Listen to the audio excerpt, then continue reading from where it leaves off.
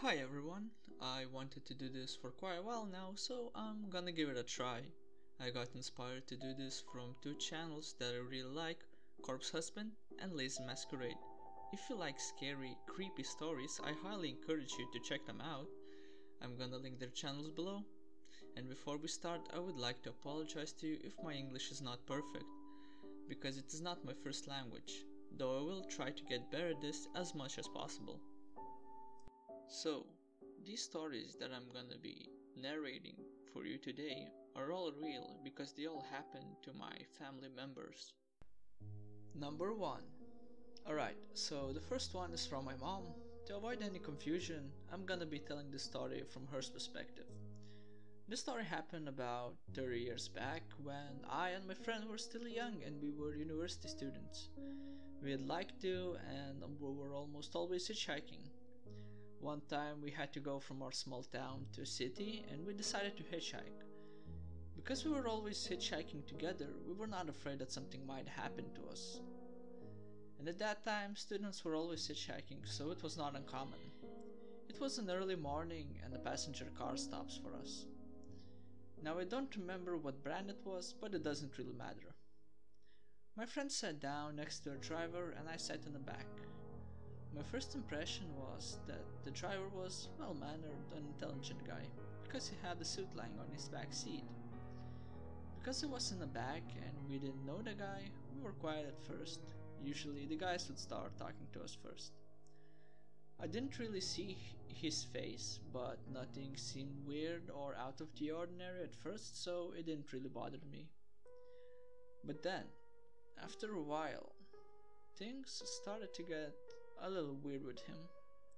He started to move his hand towards my friend and back. And because my friend was quiet and didn't say a word, and I didn't see his face, I started to get this uneasy feeling. And scary thoughts started to flow into my head.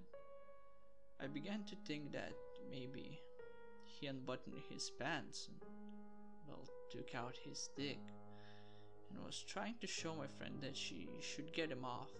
And because I didn't really see his fingers, I thought that maybe at the same time he was pointing at a knife or a gun, and by doing that telling my friend that if she tries to say or do something that we won't be leaving this car. Now of course I'm trying to tell myself that's not what truly is happening. That's just stupid and ridiculous, but these dark thoughts just kept spinning around inside my head. I couldn't get them off. Even though we covered quite a bit of the road, still, none of us said a word. That made me even more uneasy and worried. At this point, I'm starting to freak out a little bit, though I don't show it to my friend or that guy. Now that we were near the city, he started to act even more strangely. He would constantly, completely open up his side window and close it. And because it was still an early morning, it was chilly outside and I would constantly get the gush of cold wind at my face, which was really unpleasant. In my head I'm thinking, what the hell is this weirdo doing, and that my friend is probably so freaked out and scared and creeped out that she can't even turn around to face me.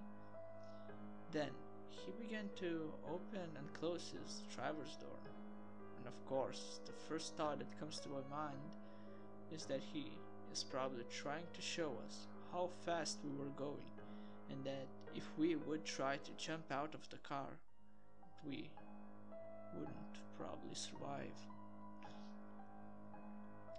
I just couldn't hold it in much longer and I said in my scared voice, "So, you're gonna let us off some around here, right?"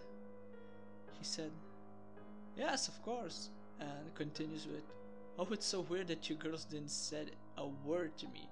You see, I'm very tired and that's why I didn't say anything to you. And I hope that you're not mad at me for eating my sunflower seeds all this time." At that point, all my worrying completely disappeared, and in my head I was like, why the hell is my friend so stupid and didn't say anything to him or me? And yeah, of course, I was disappointed in myself too for having such bad thoughts about this poor guy that didn't actually do anything bad and was just eating his sunflower seeds. And when we started talking to this guy, he was actually very nice and talkative, but we didn't talk for long because we were almost at our destination. When we got out, we said our goodbyes and wished each other good luck. Then I asked my friend, "Why didn't you say anything to him or me?" She replied with, "I don't know, didn't feel like talking, I guess." I just rolled my eyes and was left completely frustrated with myself and my friend. Number 2. Alright, so the second story is from my mom as well, though it's a lot shorter than the last one. I'm gonna be telling the story from her perspective as well. I was walking alone from my village to a nearby small town. It's about 7 kilometers apart from one another. It was already getting dark and no cars were passing by me. There was part of the road where you had to go 3 kilometers up the hill, and the forest was from both sides of the road. I'm gonna put a picture of the road on the screen so you would get a better idea. Suddenly, I get this uneasy feeling and start to hear this very weird noise in the distance. The more I walked forward, the uneasy feeling kept getting stronger, and so did the noise. It got to a point where I got so scared that I began to think, and I know this gonna sound crazy and stupid, but I began to think that maybe something major happened in the world and that I'm here all alone and just don't know anything about it, and that maybe a war has started, or I don't know. I'm sorry, it's just so hard to explain. It felt like a sky was gonna fall on me, and the fact that there were no cars passing by me made me even more scared. Because even though this road is not a big one, it is used quite frequently, and I couldn't call anyone because cell phones weren't a thing back then. When I got to the end of the hill, I saw what was making that terrible noise that made me feel so uneasy and scared. It was an asphalt brewer. I felt so relieved and so stupid at the same time. Even though nothing bad had happened to me that evening, I avoided walking alone when it was dark outside for quite a while. Number 3. Alright, so this story comes from my grandma. This happened quite a while ago, maybe about 40 or more years back. My grandma lived in a village that was near the river, so from time to time she would take my mom to relax there. And one nice hot summer day, they did that. My mom was still a child, and my grandma, my mom's mom, even though she wanted to relax too, she still had to look out for any potential dangers, and that my mom wouldn't wander off. You see, the spot that they were at was not very popular or very known to people, so they were always alone there. And you see, this river is not a big one, and you could easily see what's going on the other side of it.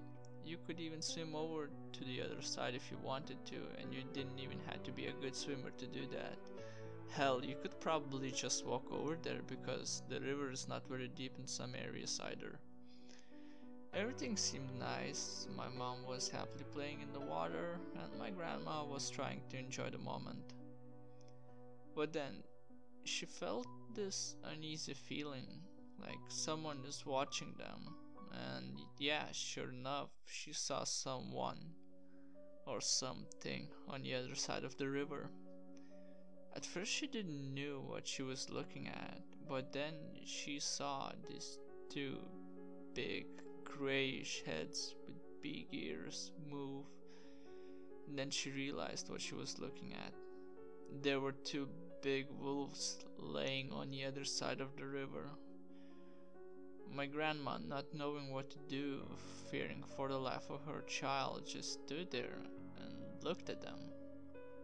Because she knew if they started to panic that those two might attack them, and she knew that if they had to run, they couldn't outrun them, even though they were on the other side of the river. My grandma didn't say anything to my mom because she didn't want to scare her or to make her panic. She was still playing in the water and didn't notice a thing. The only option was left for my grandma, which is to stand there and hope that they wouldn't come. They were just staring at each other, and what felt like forever to my grandma. The wolf stood up, looked at them one last time, and walked back into the forest. My grandma then quickly called out to my mom, "Come on there! It's time we head home." Because my mom was a good kid, she without saying anything listened to her mother. They quickly packed everything up and went home. My grandma never told this to my mom. I guess she just didn't want to scare her.